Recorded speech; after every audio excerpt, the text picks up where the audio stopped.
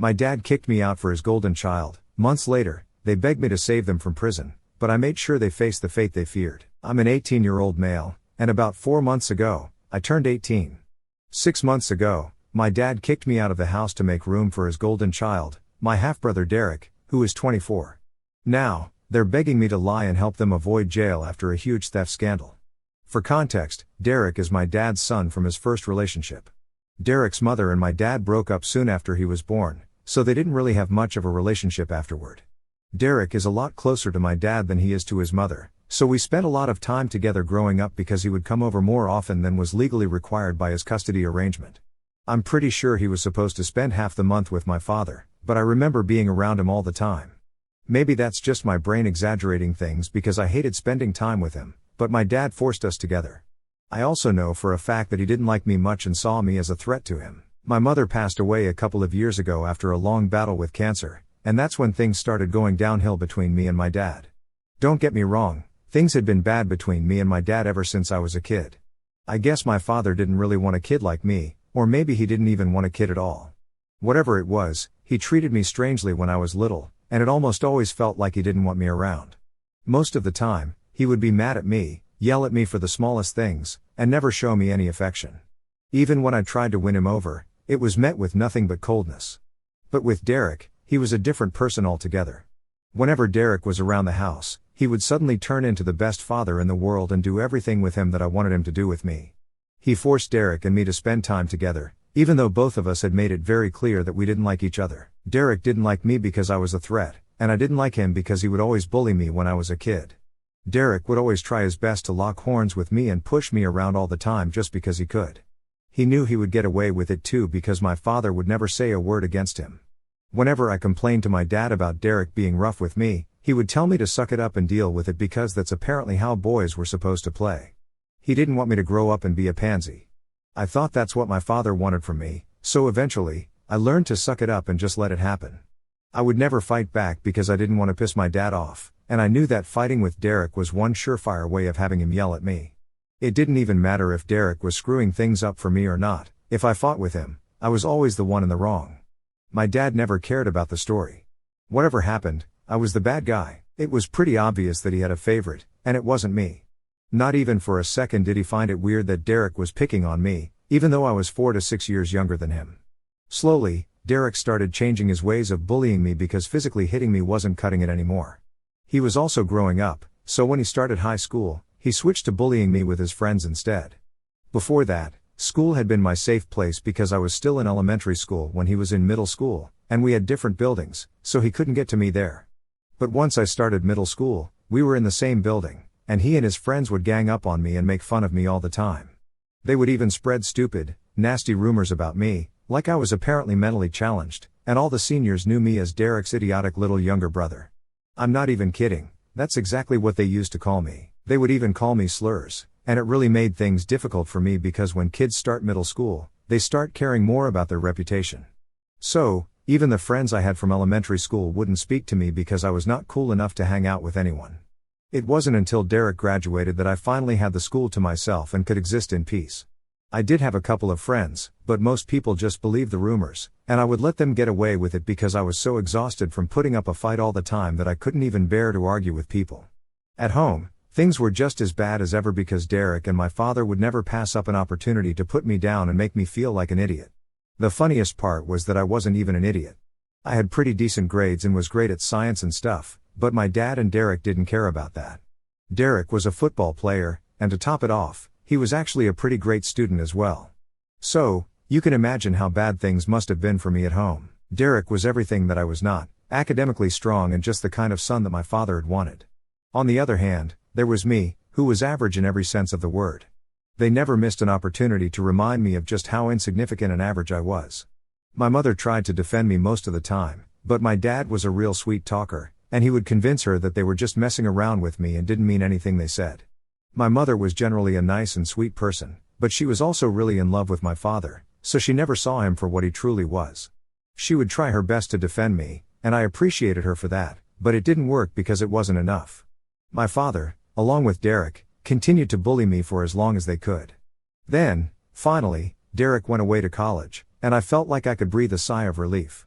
My dad would still be around, but he was significantly less annoying to deal with when the other jerk wasn't with him. But before I could find out what it was like to live with my parents without Derek constantly picking on me, my mother was diagnosed with lung cancer.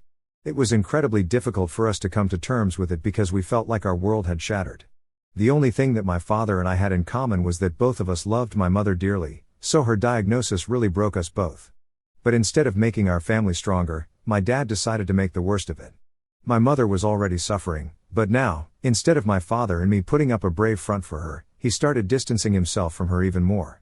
Earlier, he would at least speak to me, even if it was to take digs at me, but after my mom's diagnosis, he stopped doing even that and started pretending like I didn't exist at all. I can cut him some slack for that because both of us were suffering, and he just chose to deal with the suffering in a different way. I would have preferred if my mom's predicament had brought us closer together somehow, but clearly, that was not meant to be.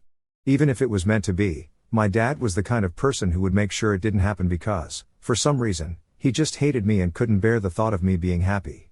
With time, my mom's condition only got worse, and my dad's temper also started taking a toll on me because he would either not speak to me at all and ignore me completely or be absolutely nasty to me. There were several occasions where he almost made me cry because of how rude he was being. I tried my best to keep the peace in the family by not responding to my father because I knew it would just give him more reason to berate me and pick on me. For the years that my mother was sick, whenever Derek would come back home from college, he would lay off me, and I appreciated that. He wouldn't be nice to me, but he would at least be human, and that's more than what I could ask for. Things were bad when my mother was still around, but after she passed away, I went from the frying pan into the fire. For the first couple of months after my mother's passing, things were really quiet around the house. By that, I mean I would do all the work while my dad was just unresponsive. He would function, he would go to work, come back, and have dinner, but nothing else. I was kind of concerned for him, and I contacted my grandparents several times to tell them that I thought my father was probably depressed, but they didn't take me seriously. They either didn't care enough about their son to check up on him after the funeral or they just didn't like me, just like my father, and didn't want to do as I said. After a few months had passed, my father started coming back to his normal self. Unfortunately, that also included binge drinking and making me feel like crap about myself yet again. He would constantly order me to do stuff around the house, and it was really tiring because not only was I going to school, but I was also doing all the work around the house that my mother used to do earlier. Even when she was sick, my dad and I would manage to get all the work done, but after her passing, all that responsibility came to me. I couldn't even protest because if I did, my father would tell me that I wasn't bringing home any money, so this was the least I could do to live here. It was really insulting, but I had nowhere else to go, so I just had to suck it up and deal with it for the longest time. The only thing I was looking forward to was going to college because that would mean I would finally be rid of my father, and I wouldn't have to come back home. Anyway, I didn't even consider this place home anymore because once my mom was gone, it stopped being home for me.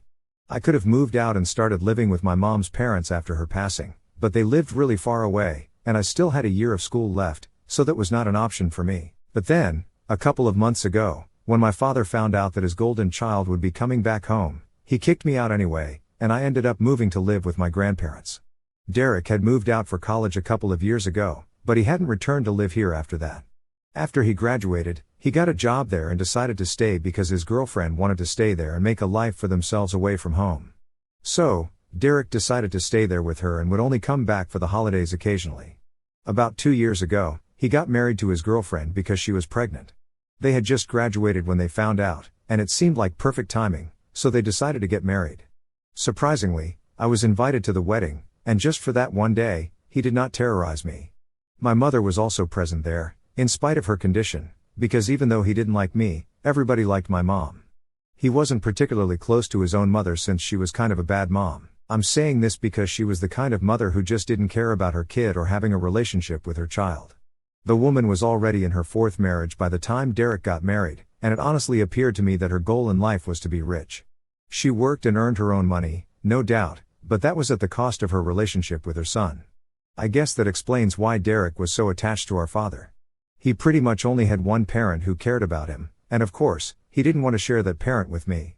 Anyway, Derek got married, and soon after, he had a kid as well. They had been living happily there for the past few years, but I don't know why. For some reason, 6 months ago, they decided to move back. My dad just informed me about it 2 weeks before Derek was supposed to come home. He was really smug about it as well, and he sat me down one day and told me that I needed to find a place to live because Derek would be coming back home, and I had to give up my room. We had 3 bedrooms, so I asked him why they couldn't just use the guest room. He told me that Derek and his wife were going to live in the guest room, and they were going to use my room as the nursery. It was apparently imperative that I leave the house because I was already old enough since I was going to be an adult in just a few months. I thought it was really unnecessary and selfish of my father to demand that I leave the house altogether just because Derek wanted to move back here with his family. I tried to fight with my father, but there was no talking to him because he had already made up his mind. He told me that I had 2 weeks to clear out, and after that, if I didn't leave, he would call the cops on me. Now, I'm aware that there must have been some legal way to fight this and prevent it from happening, but at the time, it didn't occur to me, and I was really panic-stricken because I didn't trust my father. I knew he was fully capable of kicking me out without notice, so I started rushing to find a place for myself. Eventually, I settled on moving in with my grandparents. I had avoided doing that so far because they lived so far away, and I still had to go to school, but at the time, I just didn't have any other options. There were just a couple of weeks of high school left at that point anyway, so I was willing to take that risk. Within days, I had moved out because I didn't want to be there when Derek came back home with his wife and child. My father didn't seem to care when I moved out and didn't even say goodbye to me the day I packed up and was leaving with the movers. My grandparents had come all the way to pick me up in their truck, and they had half a mind to tear into my father, but I told them not to do it because it just wasn't worth the drama. 6 months have passed since that day, and I have been living with my grandparents. I haven't been in touch with my father ever since he kicked me out, and I didn't plan on getting back in touch with him either. I was supposed to start college in a couple of weeks, and that was already going to be taken care of. I had literally no incentive to speak to my dad or Derek ever again. But unfortunately, they were the ones who had to reach out to me because something had happened, and they now needed me to bail them out. They visited me a couple of days ago, and I was quite surprised because I hadn't been expecting them to reach out to me at any point. But my grandparents still let them in, and I decided to have a conversation with them because they seemed pretty desperate. I found out that apparently, the reason Derek had come back here with his family was because he had lost his job earlier and was struggling to make rent, so he made the difficult choice of coming back here. His wife was alright with it because she wanted to be a stay-at-home mom and didn't want to work until their kid was a little older, so this was their best bet. When they came back, they expected to find work easily, but that was not the case because literally none of the companies around were hiring right now, and people with Derek's skill set were extremely common, so it wasn't as if he was a standout candidate either. Somehow, my father managed to get him a job in the company he works for. Neither of them was happy about it because it paid a little less than what Derek used to make before, but that was all they had, so they had to make the best of their situation. But as it turns out, Derek had been stealing from the company for a couple of months now, and it had finally come to light a few weeks ago. Now, my father and Derek are both in trouble because their employers think they are in cahoots and are threatening to file a lawsuit against them if they don't return the money soon enough. The only reason they haven't been sued yet is because it's a family business, and the CEO of the company used to be a great friend of my mom's. It's only out of respect for her that he hasn't filed a lawsuit against them yet for embezzlement, but he's not going to hold out for much longer. My father and Derek wanted me to help them out. They wanted me to claim that they needed the money for my college fund, which is why they had been stealing, and that it was not for their own personal gain. My father believed that this would make the CEO take it easy on them and buy them some time to return the money. They would still get fired, but at least they wouldn't end up going to prison because of this. They were counting on me to help them out and paint the perfect picture of being a poor little victim. I couldn't believe they had the audacity to ask something like this of me after the way they had treated me my entire life. I said no almost instantly without even considering it because it was a crazy idea, and I was pretty sure it was not going to work. Their plan was simply ridiculous, and I didn't want to be a part of it. When I told them I didn't want to be a part of their plan, they started getting really agitated and told me that I had to help them out because there was a very real chance they might end up going to jail, and I couldn't let some petty grudge from years ago ruin their lives. So, I told them it wasn't a petty grudge, and it certainly wasn't from years ago. My father had only recently kicked me out, it hadn't even been a year since then, so I would say it was pretty recent. But that wasn't even the main reason I didn't want to help them. I just thought their plan was really dishonest, and I actually happened to know the guy my dad worked for. Like I said, my mother and he were really good friends, and he also seemed to like me. He and my mother had pretty much grown up together, and I used to refer to him as my uncle whenever he would come around when my mom was still alive. Even at her funeral, we had a nice conversation, and we liked each other. My mom was actually the one who had told him to give my father a job in his company when my dad had been struggling. But instead of being thankful, not only had Derek decided to try and make a fool out of these people, but my dad was now trying to cover it all up and use me as a shield. I thought it was really low, and I couldn't, in good conscience, be a part of this. So, I told them it would be in their best interest if they just tried to pay off whatever amount they had stolen instead of trying to cover it up with more lies and stuff because I wasn't going to be on their side here. They might end up going to jail if they tried to fool him again. In fact, they should have even been grateful that they were being given a chance to pay that money off and get out of this without a lawsuit that they would most definitely lose, which would ruin their future because they would definitely go to jail for it. They had no idea just how easy things were for them right now and exactly how complicated they could become if they decided to go through with their crazy plan. I tried to explain it to them, but my dad got really mad and said he wasn't here to listen to a sermon from me. If I wanted to help them, I would agree to the plan instead of giving them advice that meant absolutely nothing. So, I told him I wasn't going to be a part of this. To my surprise, my dad actually started crying. I had never seen this happen before, and it made me feel really uncomfortable. He told me that he had been counting on me because I was his son at the end of the day, no matter what had happened in the past. He said he would have helped me out if I was in a situation like this, and he expected the same from me because this was a huge deal, and he really didn't want to go to prison. Derek also had the same sentiment and was begging me to help them out because he knew I was well liked by my mom's friends, and I was the only one who could bail them out.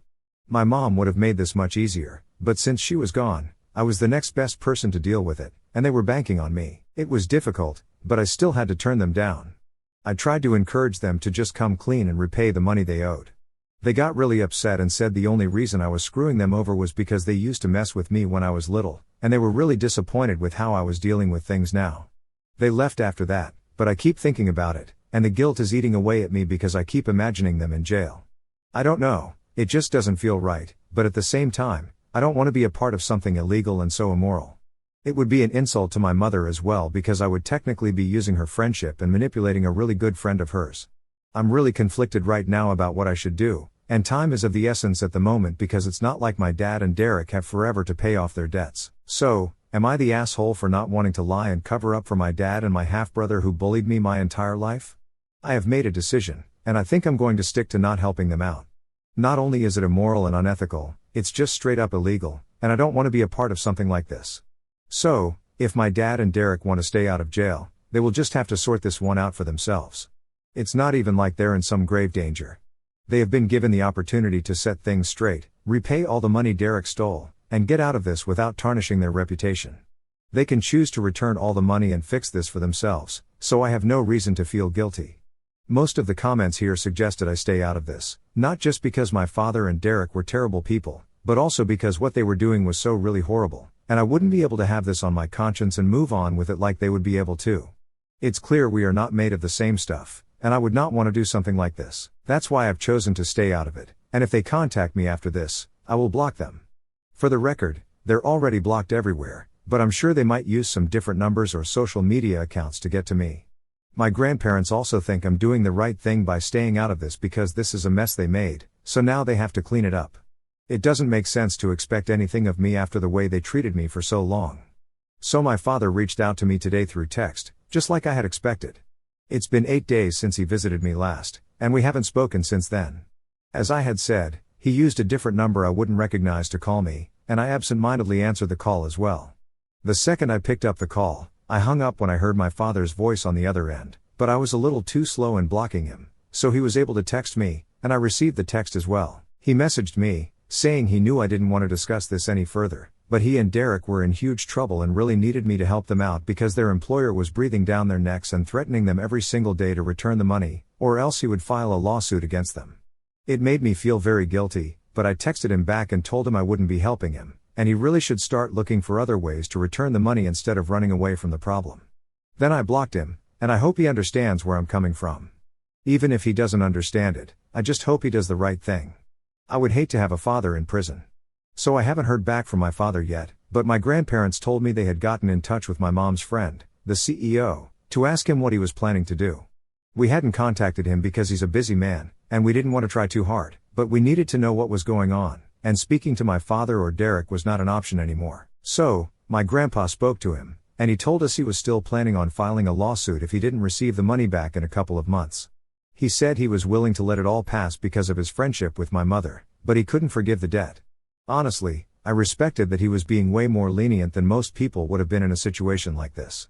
He even apologized to me and told me he was sorry this was happening to me, but I told him it was no big deal since I don't even live with my father anymore, and he kind of deserves this. So, we don't know what's going to happen, but I think my dad is clever enough to know he should really pay the amount back somehow so he doesn't end up in jail. It's going to take a while, but I'm sure they'll do it, and I have nothing to worry about. I also had a long chat with my mom's friend, and he told me my mother had spoken to him before she passed away and said that if I ever wanted to intern somewhere for some quick cash or maybe if I just wanted a job in general, his door would always be open. So, that's nice to know, and I'll keep that in mind going forward. Even after she's gone, my mom is still looking out for me, and that really makes me happy.